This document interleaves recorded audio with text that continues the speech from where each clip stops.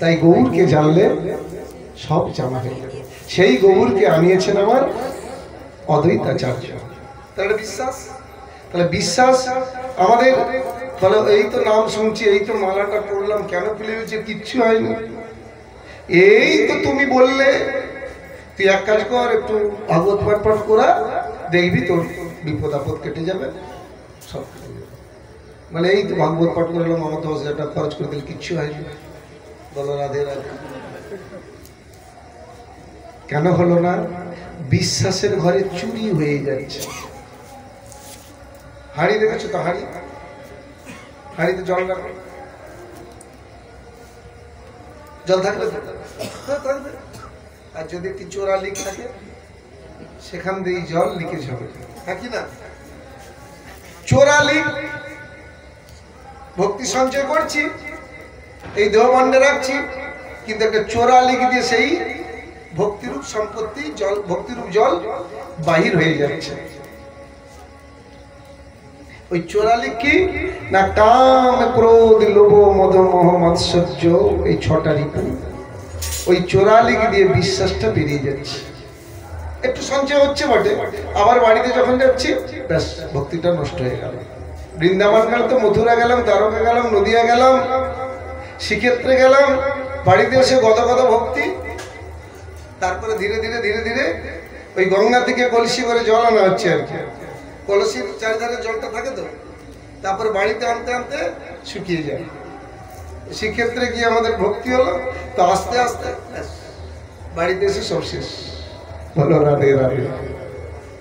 তো বিশ্বাসের ঘরে চুরি হয়ে যাচ্ছে। এই চোরা লিকটা বন্ধ করতে হবে। বিশ্বাসটা কেমন?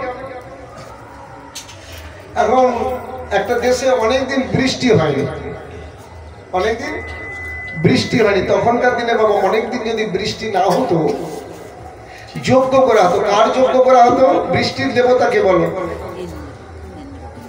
বরুণ দেব। বৃষ্টির দেবতা বরুণ দেব। তো বরুণ দেবের যজ্ঞ অনুষ্ঠানের আয়োজন করলো রাজপুরোহিত। রাজপুরোহিত সেই দেশে যজ্ঞের আয়োজন করলো। সে যজ্ঞ তো যাতার যজ্ঞ নয়, বরুণের যজ্ঞ করেছে। মানে যজ্ঞ করলে কি যাদের বৃষ্টি হয়, তখনকার দিনের এরকম ছিল, রাগ রাগিনীর দ্বারা বৃষ্টি নামানো হতো। এই যে গানে রাগ রাগিনী, এই রাগ রাগিনীর দ্বারা বৃষ্টি আনয়ন করা হতো, মেঘ সৃষ্টি হতো, অটোমেটিক্যালি বর্ষণ হতো, যজ্ঞ দ্বারা বর্ষণ হতো। তা বরুণ দেবের যজ্ঞের আয়োজন করা হলো যাতে বৃষ্টি হয়, না তো মানুষ বাঁচবে না, ফসলাদি হবে। বহুদিন বৃষ্টি হয় না, হাজার হাজার সব জনগণ সেখানে একত্রিত হয়েছে যজ্ঞ দেখার জন্য, এবং সেই যজ্ঞ হলে তারপর বৃষ্টি হবে। তো তোমরা কেউ ছাতা এনেছো নাকি? কেউ ছাতা এনেছো নাকি? ছাতা ছাতা নিয়ে আসিস নি? এমনি এমনি চলে এসছিস? জানিস তো যজ্ঞ হচ্ছে, তো সবাই এমনি চলে এসছে। একজন ব্যক্তি, সে খুব একটা বোকাটে লোক আর কি, সে একটা বড়, তখনকার দিনে বড় ছাতা নেই, ছাতা বগলে করে নিয়ে এসছে।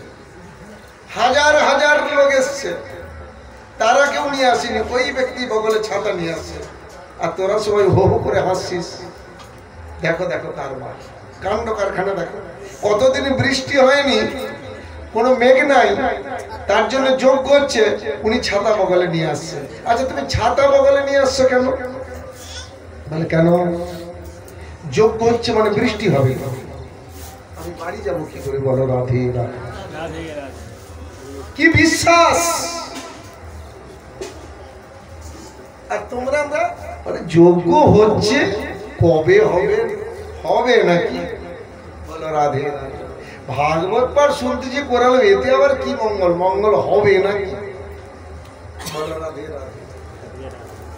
তার কিন্তু সুদৃঢ় বিশ্বাস। বিশ্বাস কত প্রকারের? বিশ্বাস, দৃঢ় বিশ্বাস, সুদৃঢ় বিশ্বাস। তাদের নড়াইলে কিছুদিন পরে শুনলি, জানো বাবা তো একটা ডাকাত বা চোর। এই কথাটা কেউ বললো? বলতেই পারে যারা বিরোধী পাষণ্ডের দল, কালকে শুনেছিস সেই পাষণ্ডরা বললো। তো বলার পরিপ্রেক্ষিতে তোরা বলছিস আমার ওই রকমই যেন মনে মনে হচ্ছিল, কিছু বলতে পারি না। আমারও কিন্তু ওইটাই ঠিক ছিল। অনেকদিন এসেছি বাবার কাছে দীক্ষা ফিক্ষা নিলাম বটে, কিন্তু আমারই ওই রকম মনে মনে হচ্ছিল। তাই এর নাম কি?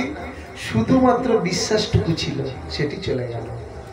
আর দৃঢ় বিশ্বাস, ও বলছে কি একটু কনফিউজ, বাবা ওই রকম না, তাও কি করে মানে একটু দৃঢ় বিশ্বাস, মানে ঠিক দোদুল্যমান, মানে বিশ্বাস হচ্ছে হচ্ছে না। আর একজন বলছে যারা না না না না না না, সারা পৃথিবীর যদি বলে যে বাবা ডাকা, আমি বিশ্বাস করব না। এর নাম হচ্ছে সুদৃঢ় বিশ্বাস। এই সুদৃঢ় বিশ্বাস যতক্ষণ না হচ্ছে তুমি ভগবানকে পাবেন। আমার মদন গোপাল আছেন আছেন আছেন আছেন, আমার মদন গোপাল যখন আছেন আমার কোনো চিন্তা নেই, এর নাম সুদৃঢ় বিশ্বাস।